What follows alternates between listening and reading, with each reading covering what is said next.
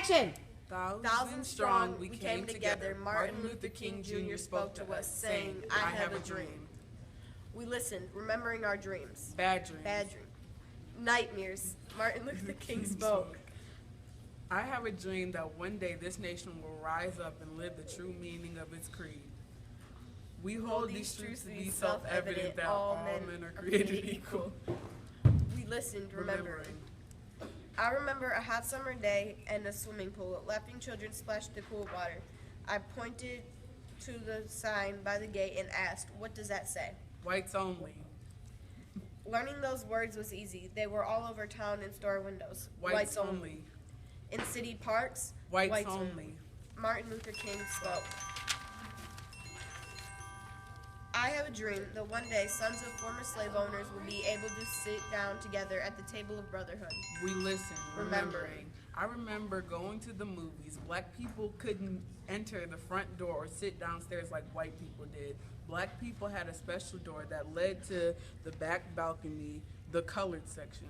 On buses, the first rows were for white people. If those seats were empty and the rest of the bus was full, black people had to stand. If the first rows were full and more people got on the bus, blacks had to get up so whites could sit. Martin Luther King spoke.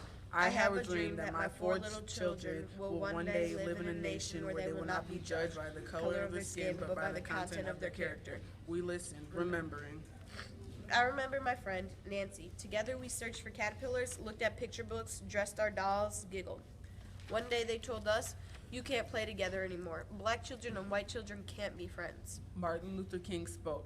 I have a dream that one day little black boys and little black girls will be able to join hands with the little white boys and little white girls and walk together as brothers and sisters. I have a dream today. Dr. King led the Montgomery bus boycott. One day, Miss Rosa Parks boarded a city bus in Montgomery, Alabama. She was tired. She sat down. Get up, the bus driver said. Give this white man a seat. Miss Parks said, No.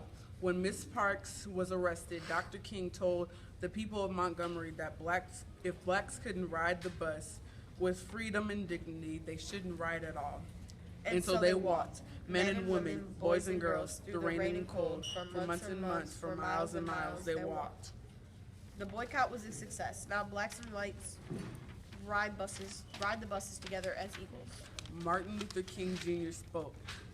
led the Birmingham marches. After the adults were put in jail, he called upon the children. The children marched 1,000 strong. Some were only 6 years old. Police arrested them.